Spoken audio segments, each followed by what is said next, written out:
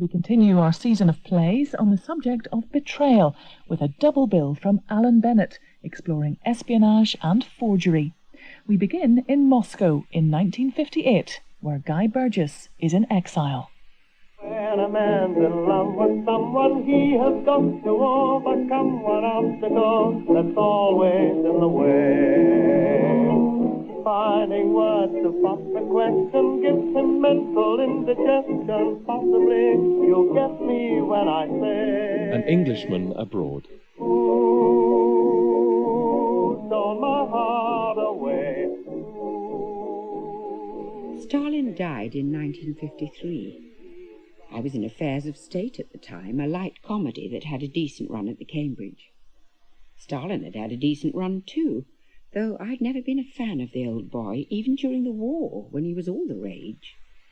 It wasn't so much the cult of personality that put me off. Being in the theatre, I'm no stranger to that. It was the moustache. One smiles, but more judgments than people care to admit are grounded in such trivialities. And when you're just a fool of an actress like me, you don't mind coming out with it. Hearing that Stalin had died, one cheered up no end. It wasn't just that I was glad to see the back of the old bugger, though I was, but for the first time since I'd come to Moscow in 1951, I found I'd something to do. Death always means work for somebody, and one was suddenly very busy, reading the papers, monitoring news broadcasts, collating and analysing Western reactions to the Marshal's somewhat overdue departure. However, in no time at all, they had him tucked in beside Lenin on Red Square, and life returned to what I had come to regard as normal, doing the Times crossword, the Statesman competition, reading Trollope and Jane Austen, a gentleman of leisure. Of course, the most accomplished exiles are, and always have been, the Russians. They're tutors in it, practically. So, in a sense, we'd come to the right place. After Uncle Joe's death, they played with the understudies for a bit, then brought in a cast of unknowns in something called the Thaw. Soviet experts in the West, what nowadays would be called experienced Kremlin watchers, thought that this show was going to run and run, predicting, poor loves, that the Iron Curtain was about to go up and stay up. Ah, well. Still, there were repercussions even on me. When peace breaks out suddenly, as it did then, culture is first on the menu. Actors and musicians sent in ahead of the statesmen, like the infantry before the tanks. We had the Red Army Choir. They got the Stratford Memorial Theatre in Hamlet. Michael Redgrave was the eponymous prince, and notwithstanding I was scarcely 5 minutes older than he was, I played his mother. What made it harder to bear was that no one, in what one couldn't help thinking of as the outside world, actually knew we were here.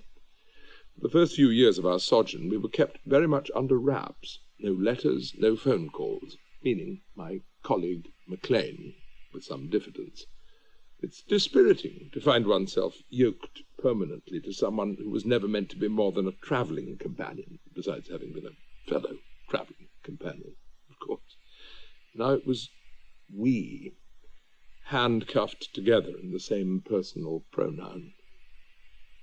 Quarantine or honeymoon, our period of probation ended when we were revealed to the world's press in Moscow in 1956. After that, though we never exactly hit the cocktail party circuit and still had to mind our P's and Q's, there was less, shall we say, skulking. Dissolved to my dressing room in the Moscow Art Theatre one night after the performance. I'm sitting there applying the paint stripper when I hear a commotion next door. Suddenly Hamlet bursts in. Someone is being sick in his dressing room. Would I assist?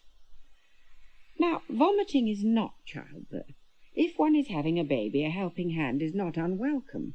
If one is having a puke, one is best left alone to get on with it, remembering always that nausea requires patience. One of the few lessons I've learned in life is that when one is sick, it is always in threes. Judging by the state of the carpet, this was a lesson this particular gentleman had yet to learn. When his face came out of the basin, I found I knew it, though not by name. The moment for introductions was long since past, and Redgrave did not make them. I cleaned the man up, noting that he was English, He was upper class and he was drunk. It was only later that night, when a note was slipped under my door at the hotel, that I found out he was also Guy Burgess. Bring a tape measure. Bring a tape measure?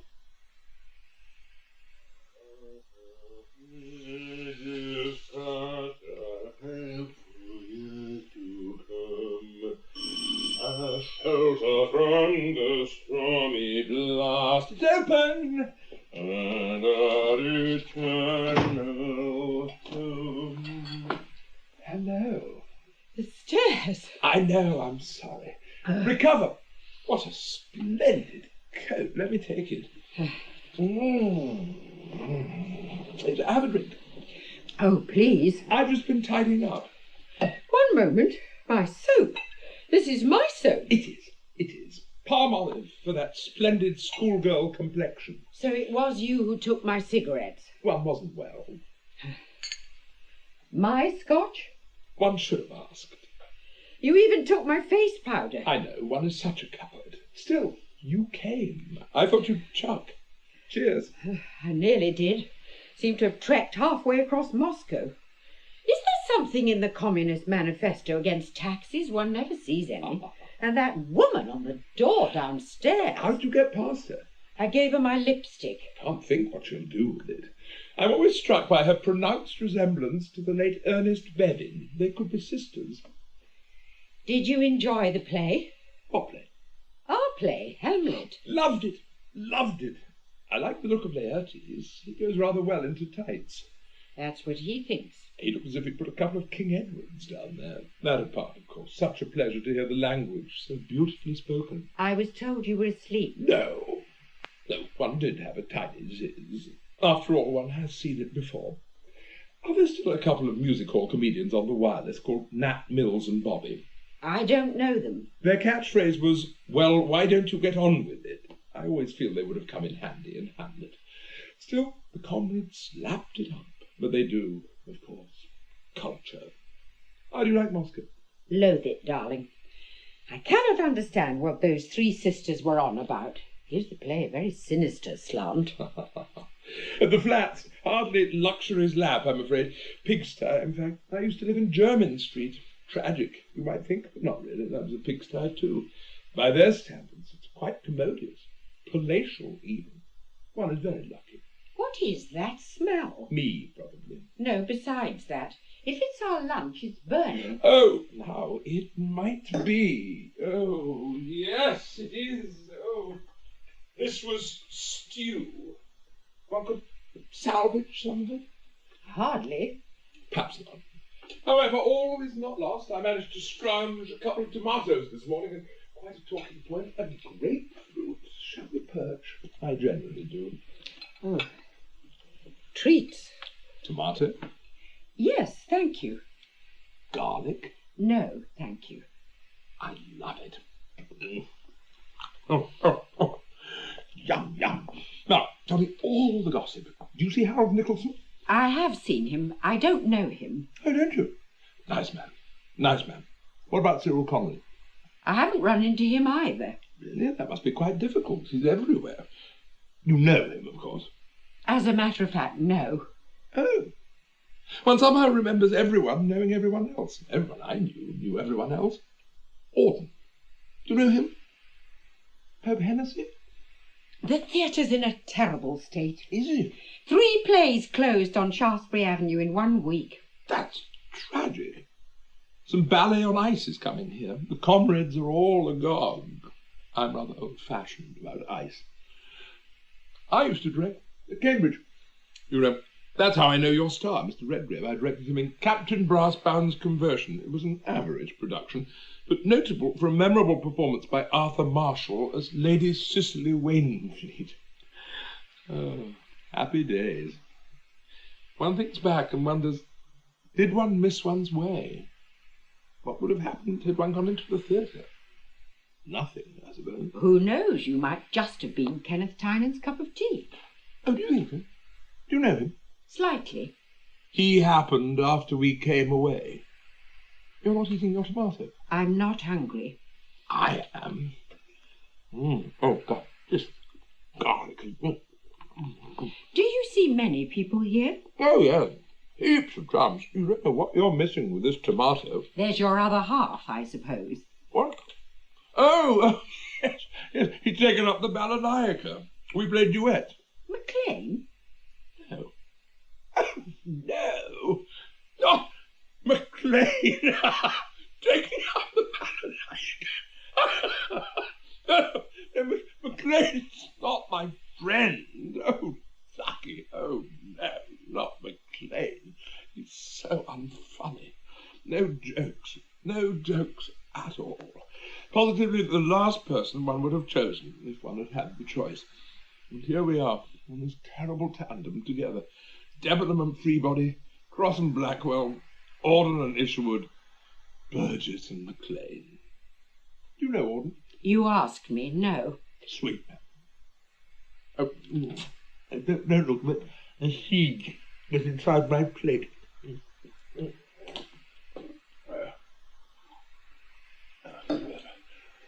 People ask me if I have any regrets. The one regret I have is that before I came away I didn't get kitted out with a good set of National Health nashers. Admirable as most things are in the Soviet Socialist Republic, the making of dentures is still in its infancy. Actually, there's no one in Moscow at all. It's like staying up in Cambridge for the long back. One makes do with whoever's around. Me? No. In any case, I asked you here for a reason. Did you bring a tape measure? I did. Good. I want you to measure me for some suits. For my tailor. I only have one suit. It's the one I came away in, and I've fallen down on that since then. But I shan't know where to start. What measurements will he want? Measure it all. He'll work it out. He's a nice man. Write the measurements down on this. Won't your people here get you a suit? What people? Well, the authorities. Oh, yes. But have you seen them? Clothes have never been the comrade's strong point. Besides, I don't want to look like everybody else, do I? I seem to remember bending my arm like this. Your arms can't have altered. I never cared twopence for clothes before. Not round here, I think. I was kitted out in the traditional garb of my class. Black coat, striped trousers, pinstripe suit and tweeds for weekends. Shit order, of course. Always in shit order. But charm. I always had charm. You still have charm, she said through clenched teeth. But not here. Not for them. For charm one needs words. I have no words, and short of my clothes, no class. I am the Englishman. Could you speak Russian? I manage. MacLean's learned it, naturally. Swat. I haven't. I ought to. Simply for the sex. Boys are quite thin on the ground here. I can't speak their language, and they can't speak mine, so when one does manage to get one, it soon palls. Sex needs language. Shoulders? Well, at least you found a friend. Tailor? Yes. Except I'm not sure whether I've found him or been allotted him. I know what I've done to be given him, but what has he done to be given me? Am I a reward or a punishment? He plays the balalaika. I play the pianola. It's fun. He's an electrician with the ballet. Of course, he might be a policeman. If he is a policeman, he's a jolly good actor. Forster lived with a policeman, didn't he? You know him? No. Nice man. Getting on now, I suppose. I feel I'm somewhat of a disappointment in the Friends department. Leg, perhaps? Nobody will believe me when I go home. What did you do in Moscow, darling? Nothing much. I measured Guy Burgess's inside leg. I shouldn't think one's inside leg alters, do you? It's one of the immutables. The knee is such a distance from the main body, whereas the groin, as your honour knows, is upon the very curtain of the place. Come again? Tristram Shandy. Lovely pocket. Of course you wouldn't do that. Do what? Go round telling everybody. My people here wouldn't like that. No? No. A hat would be nice. I've written down the name of my hatters. And my bootmaker. It's a trousseau. Yes, for a shotgun wedding. How do you know he won't say no, your tailor? Why does he say no? It would be vulgar to say no. Well, I'll see what I can do. Oh, don't go yet. I don't want you to go yet. You mustn't go yet. Can't we go somewhere? You could show me the sights. In due course. But we can't go yet. I have to wait for a telephone call. When the telephone call comes, I'm permitted to leave. Who from? Oh, my people. It's generally around 4. That's another 2 hours. Yes. What, then, is to be done, as Vladimir Ilyich almost said? I know. I can play you my record.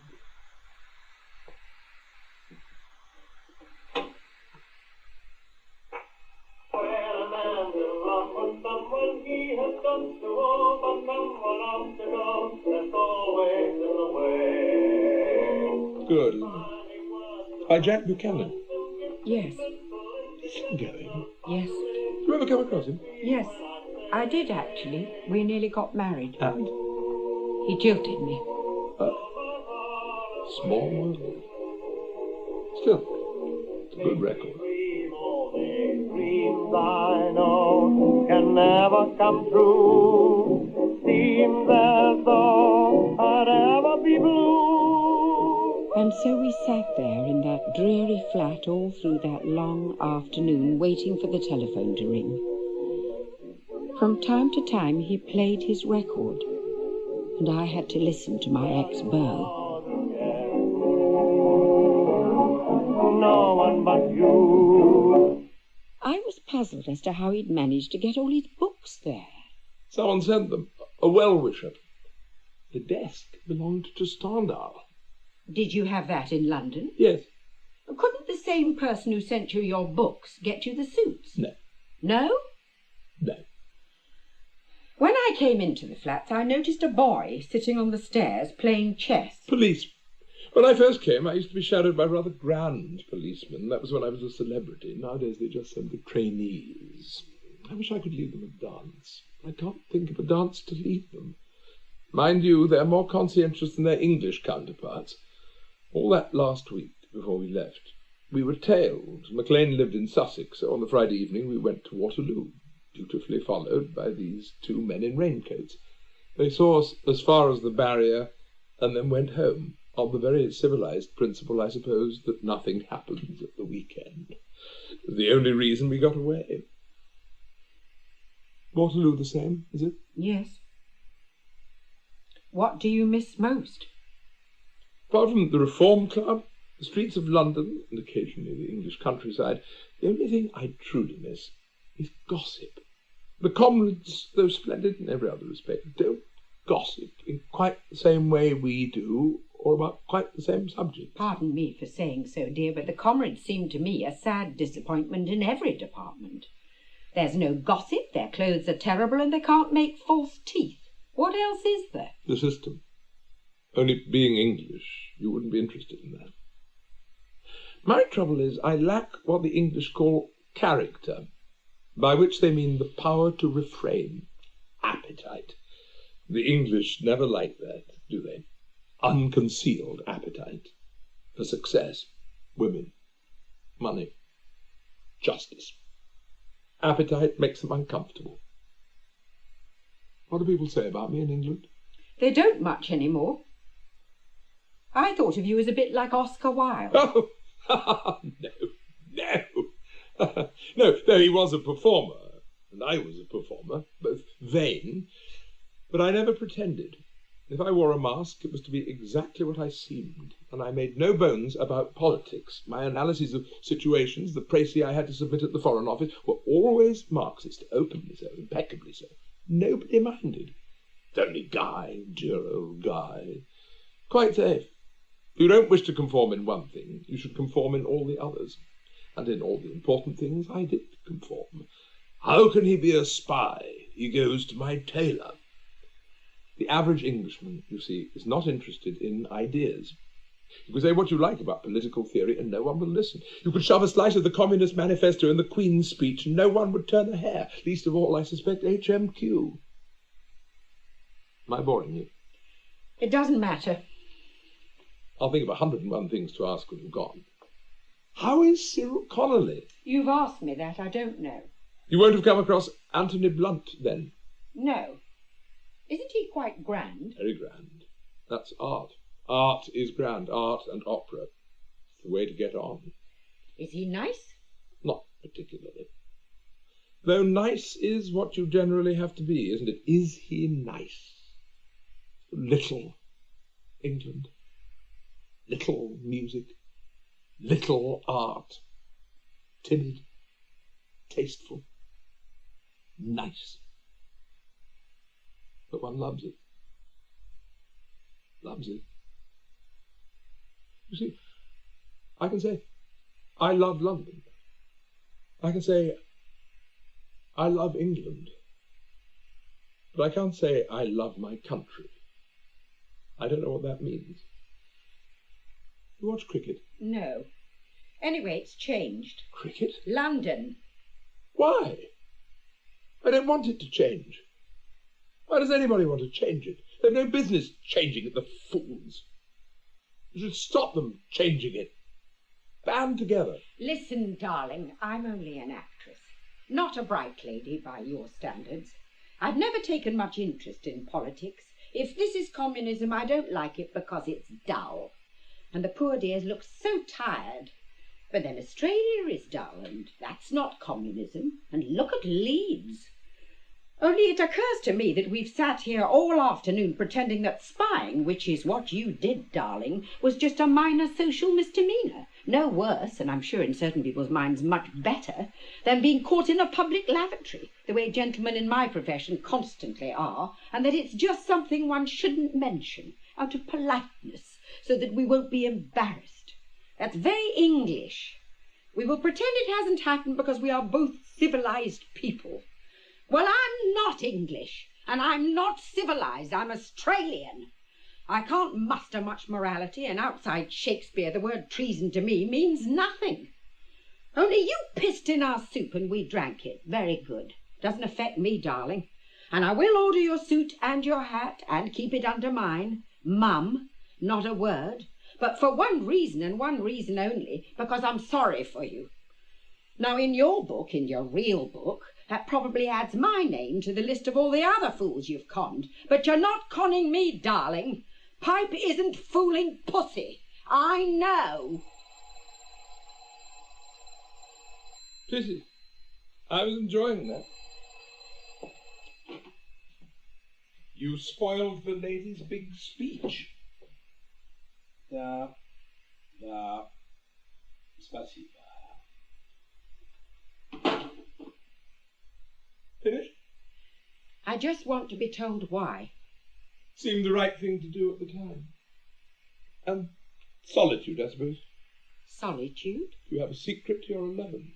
But you told people. You told several people. No point in having a secret if you make a secret of it.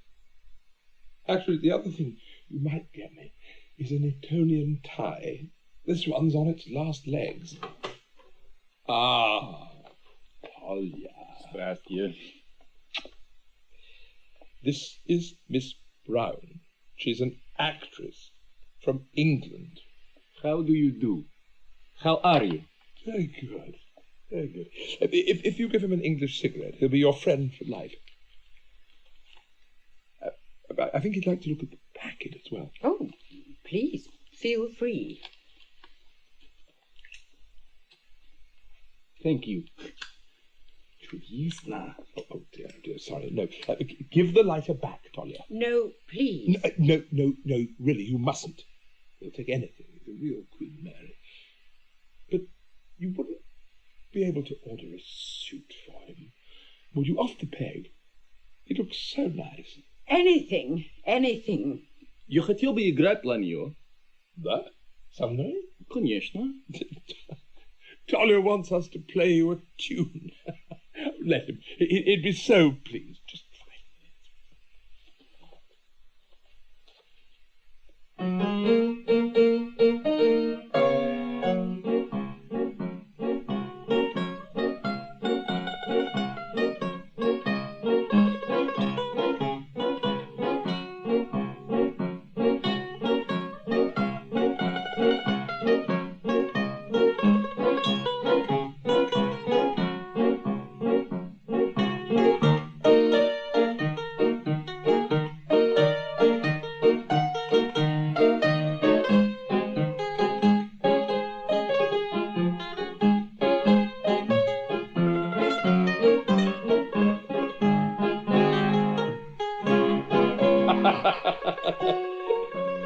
What do you think? Reward or punishment?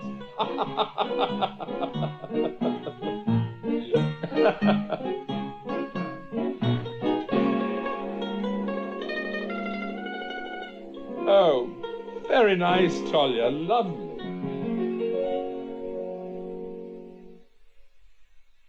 When we left the flat, he took me to a church not far from where he lived. I've since been told that it was kept open just to indicate that there still were such places. The singing was very good.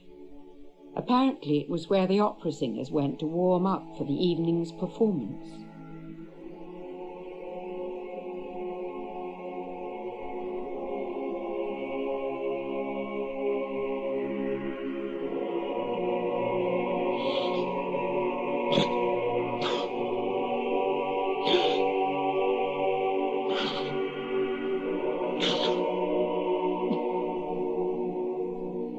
As a rule, I don't have much time for men's tears.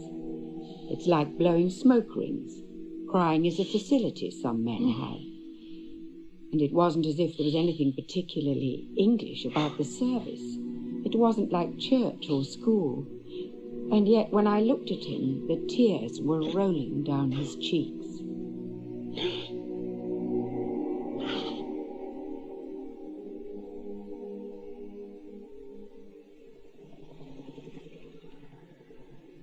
He left me outside my hotel. Something else you could do for me when you get back? Ring the old mum. Tell her I'm all right. Looking after myself. She's been here once. Loved it. Too frail now. I would come back to see her, but apparently it's not on. Still got to stand in the corner, I suppose. Let him never come back to us. There would be doubt, hesitation, and pain. Forced praise on our part, the glimmer of twilight. Never glad, confident morning again.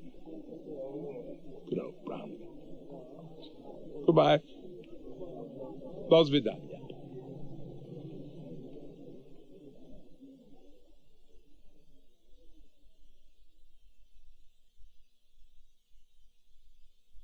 I'd like to order some suits. Certainly, madam. You've made suits for the gentleman before, but he now lives abroad. I see. I took his measurements. I'm not sure they're the right ones. Oh, yes. These are more than adequate. Could one know the gentleman's name? Yes, Mr. Burgess. We have two Mr. Burgesses. Take this to be Mr. Burgess G. One of our more colourful customers. Too little colour in our drab lives these days. Knowing Mr. Guy, he'll want a pinstripe, but a durable fabric.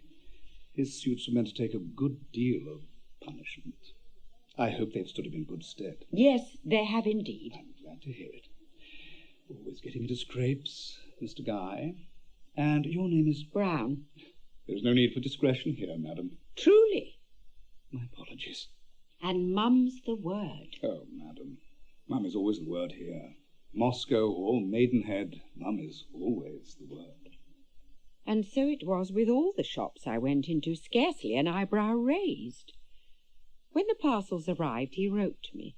The letter dated 11th April 1958, Easter Sunday, to which he adds, "A very suitable day to be writing to you, since I also was born on it, to the later horror of the establishment of the country concerned."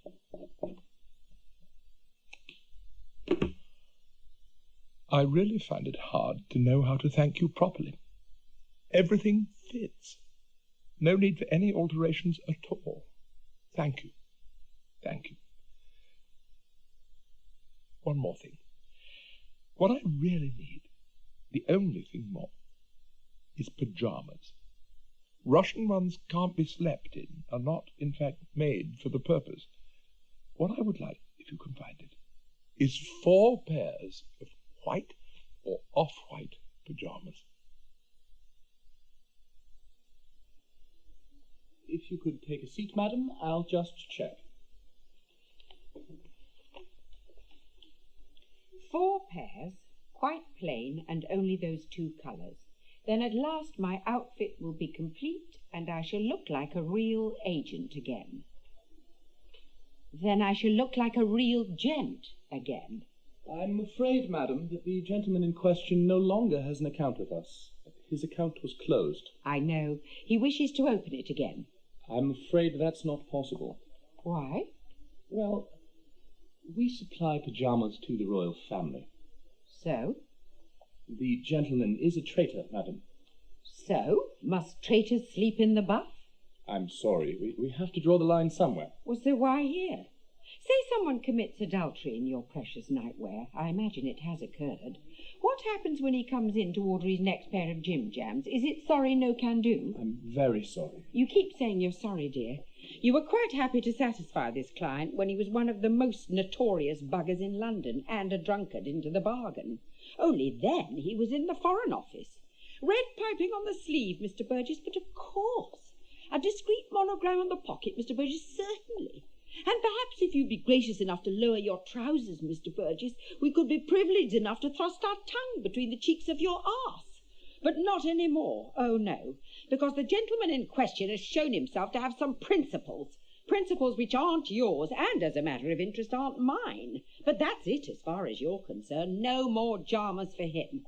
I tell you, it's pricks like you that make me understand why you went. Thank Christ I'm not English. As a matter of fact, madam, our firm isn't English either. Oh, what is it? Hungarian. Oh, I said, and thinking of the tanks going into Budapest a year or two before, wished I hadn't made such a fuss. So I went down the street to Simpson's and got him some pyjamas there. Guy wrote to thank me and sent me a cheque for £6 to treat myself to supper at the Caprice, which one could, of course, in those days. In those days. Anyway, that was the last I heard of him. He never did come back, of course, dying in 1963. Heart attack. This comedy I was in at the Cambridge Affairs of State, I played the wife of an elderly statesman. Your friends were great men in their time, I had to say. Only those who've managed to stay alive can now hardly manage to stay awake. And that, of course, would have been the solution for Burgess to live on to a great age.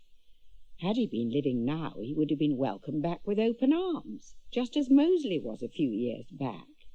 He could have written his memoirs, gone on all the chat shows, done Desert Island Discs, played his Jack Buchanan record again.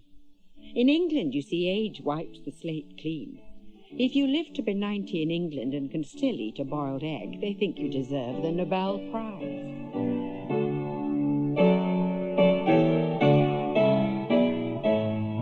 Oh, he might have been a Russian, a French or Turk or Prussian, or perhaps Italian.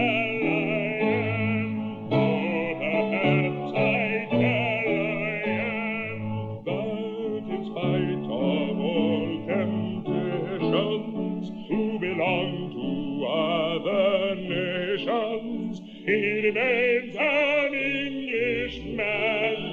He remains an Englishman.